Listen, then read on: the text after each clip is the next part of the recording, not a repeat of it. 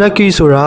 ကမ္ဘာပေါ်မှာလူသိအများဆုံးဖိနပ် brand တွေကတစ်ခုဖြစ်ပါတယ်။လူငယ်တွေကြားမှာရေပန်းအစားဆုံး brand တစ်ခုဖြစ်တယ်လို့ Cristiano Ronaldo လိုကမ္ဘာကျော်အားကစားသမားတွေအပါအဝင် celebrity အများပြားကို sponsor ပေးနိုင်တဲ့အထိအောင်မြင်နေတဲ့ brand တစ်ခုလည်းဖြစ်ပါတယ်။ဒါပေမဲ့ဒီနေ့ကျွန်တော်တို့မြင်နေရတဲ့ Nike ကိုအသက်24နှစ်အရွယ်စီးပွားရေးအတွေ့အကြုံမရှိသလောက်ဖြစ်တဲ့လူငယ်လေးတစ်ယောက်ကနေစတင်ဖန်တီးခဲ့တဲ့ဆိုတာကိုရောသိထားကြပြီလား။ဒီနေ့မှာတော့ Nike ဆိုတဲ့ကမ္ဘာကျော် brand တစ်ခုဘယ်လိုမျိုးမွေးဖွားလာခဲ့လဲဆိုတာ Wasco မြန်မာနဲ့အတူတူလေ့လာကြည့်လိုက်ရအောင်။ Nike ကိုစတင်တည်ထောင်ခဲ့တဲ့သူကတော့ Phil Knight ပဲဖြစ်ပါတယ်။သူကချမ်းသာတဲ့မိသားစုကမွေးဖွားလာခဲ့တာမဟုတ်ပါဘူး။ဖခင်ဖြစ်သူကသတင်းစာအယ်ဒီတာတစ်ယောက်ဖြစ်ပြီးတော့တာမန်ဘဝကိုပဲဖျက်ဆီးခဲ့ရပါတယ်။ဒါပေမဲ့ Phil Knight မှာတော့ထူးခြားတဲ့အရာတစ်ခုရှိခဲ့ပါတယ်။အဲ့ဒါကတော့အပြေးအားကစားကိုအရန်ချစ်မြတ်လို့တာပါပဲ။ဒီအရာကပဲနောက်ပိုင်းမှာသူ့ရဲ့ဘဝကိုပြောင်းလဲပေးခဲ့ပါတယ်။ Stanford University မှာ MBA တက်နေစဉ် Phil Knight ဟာအတွေ့အကြုံတစ်ခုကိုစဉ်းစားနေခဲ့ပါတယ်။ဂျပန်ကကင်မရာတွေဟာဂျာမန်ကင်မရာတွေကိုရှင်ပြိုင်နိုင်ခဲ့တယ်လို့မျိုးဂျပန်ကဖိနပ်တွေကရောအမေရိကန်ဈေးကွက်တွေကိုဝင်ရောက်နိုင်မလားဆိုတဲ့အတွေးပါပဲ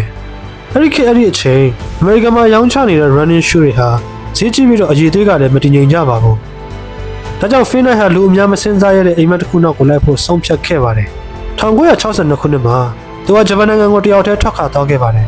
အဲ့ဒီမှာ Onitsuka Tiger ဆိုတဲ့ဖိနပ်ကုမ္ပဏီတစ်ခုကိုတွေ့ခဲ့ပြီးတော့ဂျပန်မှာထုတ်လုပ်ထားတဲ့အရေးသွေးကောင်းတဲ့ဖိနပ်တွေကိုအမေရိကန်မှာပြန်ရောက်မှုအစီအစဉ်စတင်ခဲ့ပါတယ်။ဒါပေမဲ့အဲ့ဒီနေရာမှာပြဿနာတစ်ခုရှိခဲ့ပါတယ်။ Onitsuka Tiger ဘက်ကမင်းဘယ်ကုမ္ပဏီကိုကိုစားပြုပြီးလာတာလဲလို့မေးမြန်းခဲ့ပါတယ်။အဲ့ဒီအချိန် Phil Knight မှာကုမ္ပဏီတော့မရှိသေးပါဘူး။ဒါပေမဲ့သူက Blue Ribbon Sports ဆိုတဲ့ကုမ္ပဏီကိုကိုစားပြုပြီးလာတာပါလို့ချက်ချင်းပြန်ဖြေလိုက်ပါတယ်။တကယ်တော့ Blue Ribbon Sports ဆိုတဲ့ကုမ္ပဏီဟာအဲ့ဒီအချိန်မှာမရှိသေးပါဘူး။ Phil Knight ရဲ့ခေါင်းထဲမှာပဲရှိနေတဲ့အိမ်မက်တစ်ခုသာဖြစ်ပါတယ်။ဂျပန်ကနေပြန်လာပြီးတဲ့နောက်သူနဲ့သူ့ရဲ့နီးပြ Bill Bowerman တို့ဟာဒေါ်လာ900စီထည့်ဝင်ပြီးတော့ Blue Ribbon Sport ကိုစတင်တည်ထောင်ခဲ့ကြပါတယ်။ဒါပေမဲ့ပြဿနာကသူတို့မှာရုံငန်းမရှိ၊စိုက်မရှိ၊အလုပ်သမားတော့မရှိပါဘူး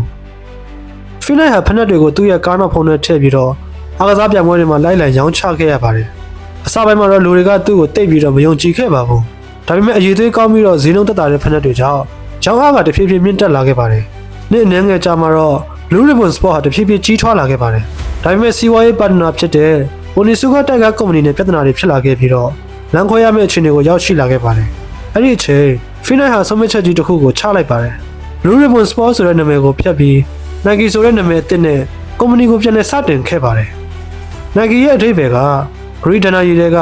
အောင်မွေးရဲ့နှစ်ဖျားမှာအမည်ဖြစ်ပါတယ်။အဲ့ဒီနောက် Nike ဟာ